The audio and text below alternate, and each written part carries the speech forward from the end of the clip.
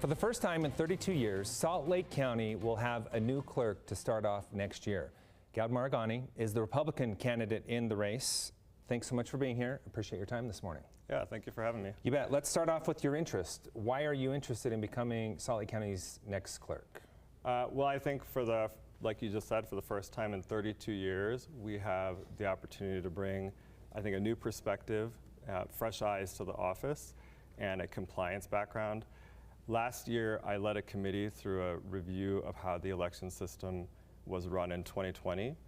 And we did GRAMA requests, so public records requests. We interviewed current and former employees. And then we also took tours of ballot processing facilities in both Utah and Salt Lake counties.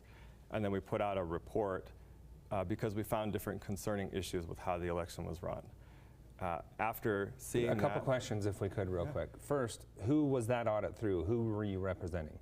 I was doing it as the chairman of the Salt Lake County GOP's Election Integrity Committee. All right, and what were some of the concerns you're referencing? Yeah, a couple. One was, just as an example, the clerk's office gave us data, and the data shows that they received and counted more than 14,000 ballots that they cannot attribute to registered voters. And that's one concern, is that they didn't reconcile their data. And I think that's a really important thing that clerks need to do. Another one is they didn't have sufficient chain of custody for ballot drop boxes. So the chain of, and so I have a proposal to address that and to make sure that we have full chain of custody for those ballot drop boxes. Well, what more needs to be done as far as chain of custody? Because that's a concern I have heard, but what more needs to be done as far as the new code that has already taken place? Well, in your view? Yeah, the new code requires that there's cameras on ballot drop boxes, but I think chain of custody for ballot drop boxes involves more than that. So what I propose is that we'll have an app, and Utah County already has an app, so I want to use theirs to cut costs. I will send out a team of two. I'd like to have a Democrat and a Republican. They'll go to the box, scan the app. Now I have a timestamp of when they open it. Open the box, take out the bag of ballots, seal it with 2 zip ties, an identifier badge, and then weigh it on a fish scale. They'll enter that weight into the app. When they drive it back to my office, we'll scan it a second time. Now we have transit time, and we will weigh it on a digital scale, enter that into the app. The variance between the digital and the fish scale is typically 1 to 2 ballots, but now we actually have full chain of custody. And then what I've said is that 2 weeks after election, so once the canvass is complete, I'll voluntarily release all of that data to the public. And now the public can actually verify everything that we did. So when you talk about what your audit through the Salt Lake County Republican Party found, do you believe that this was not a fair and accurate election? Or was it? No, I think that in our review, we did not find fraud. What we found, though, are concerning issues. So back to my point about the data discrepancy, I don't know what that indicates. What I think needs to happen now is that the Salt Lake County Clerk's office needs to reconcile their data, find any discrepancies, and then come forward and tell the public what they mean. It doesn't mean that anything bad happened. But that is your job as clerk, is if you do see discrepancies or if you see fraud, you need to find it, right, as a county clerk? Yeah, and let me kind of bring this home to people. So it was more than 14,000 ballots that cannot be attributed to registered voters. We have a lot of really close races in Salt Lake County. But real quick, I've seen no proof that those ballots were counted in these individual races. No, they were counted. They're part of the total. Right, but in the sense of you proving that those were, so you're saying unregistered votes were counted in Salt Lake County? No, I'm saying their data that they provided shows that they received and counted ballots that they cannot attribute to registered voters, more than 14,000 of them. That is not saying that they're unregistered voters or anything like that, because when people vote, they track that information on spreadsheets. And it's important because there are a lot of very close races in Salt Lake County. So for example, in the 2020 election, there was the countywide county council seat was decided by less than 1,200 votes. We just had a state Senate seat decided by 61 votes. If you have data discrepancies like what we saw, it raises the question of how accurate the systems are. Right, but here's where I'm a little confused. So you're saying these were votes that shouldn't have been counted, but you don't believe there was fraud in the election. So how do you combine the two? So Where do you come in the middle? Yeah, I'm a compliance attorney, and I work off of data. And so just a little background, in my job, I study complicated systems, I find potential failure points, then I design the programs to prevent those from happening and make sure that we comply with the law, and I design them to be transparent. So I understand, like, when you come at these types of data issues, you have to evaluate your systems from different perspectives to see if they're operating correctly. So with that data discrepancy, I don't know what it means because I don't have as much data as the county clerk does, but they have had that analysis for months now.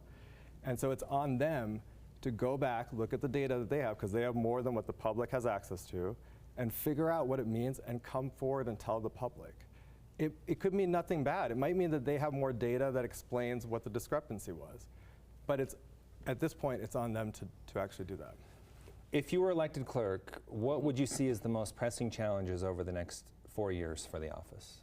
Yeah, I see this as being an issue about compliance with the laws in general. So just like that data discrepancy is one example. I think one thing that the clerk's office has said is that they do a statutory minimum audit after every election. So they look at 1,000 ballots and 1,000 signatures, but that didn't catch the data discrepancy. So from my view, we need that compliance perspective that I can bring, which is more all-encompassing, and we'll come at things from a different perspective so we can make sure that our systems are working perfectly. The other challenge, I think, is making sure that the office is not breaking the law. As an example, in the June primary, the county clerk's office placed my opponent's name on instruction sheets that were mailed to every single primary voter in flagrant violation of state law. Now, just so people understand, it would cost a candidate like me 70 cents a mailer to do that same mailing. And so my opponent was given or saved $240,000 or $250,000 by having taxpayers fund her name on those instruction sheets. We raised this to the Lieutenant Governor's office as a problem because they were going to, initially they would have put her name also on the instruction sheet that was with your fall ballots. And just to step back a little bit, the reason this is a violation of the law is that there is a prohibition on electioneering within 150 feet of a voting location. When you vote with your mail ballot, your voting location is wherever you are, and that is what the Lieutenant Governor came back and said, we find this is not a substantial violation of the law, but it is a violation all the same. I want to make that sure, and we're running quick on time, so I want to move forward, but I want to make it clear, as you just pointed, they said they found no substantial violation of the law. Also, they said it will not be happening in the November election. Right. What are your thoughts on mail-in ballots? I want to go back for a second. They said it's not a substantial violation of the law, that it's still a violation of the law. I understand. Yeah, she's not the clerk and she already violated it. I want people to understand that. It just needs to be clear exactly what they said. And then mail-in ballots are an important issue here in the state of Utah. Last election, 90% of votes came in on mail-in. Do you believe they are safe, and would you continue to fight for the use of mail-in ballots? I support mail-in voting, and actually in the last election, the June primary, 95.7% of voters used mail-in ballots. So it is very popular in Utah. In Salt Lake County, I've talked to thousands of voters. They love it. I support it, and I just want to note, it is not the county clerk that determines the methods of voting. It is your state legislature. So I support mail-in voting. I support all the options we have. What I would like to do, though, is give voters more information about the pros and cons of each method of voting, so that voters can make an informed decision about the best method for him or her. What differentiates you between your opponent? Why do you think you're the right person for the job? I think it's my background. So number one, I'm a veteran. I served for more than 10 years in the Army Reserves and Utah National Guard, and I deployed twice during that time. I'm also a compliance attorney, like I said earlier. I think I bring to this a combination of a private sector, public sector, and military background that will be very valuable to our clerk's office, and that fresh eyes.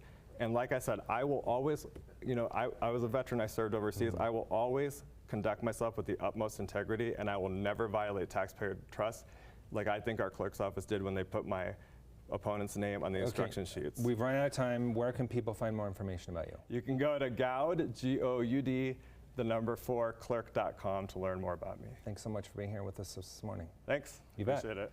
Coming up, the Biden administration calling on airlines to be more transparent with those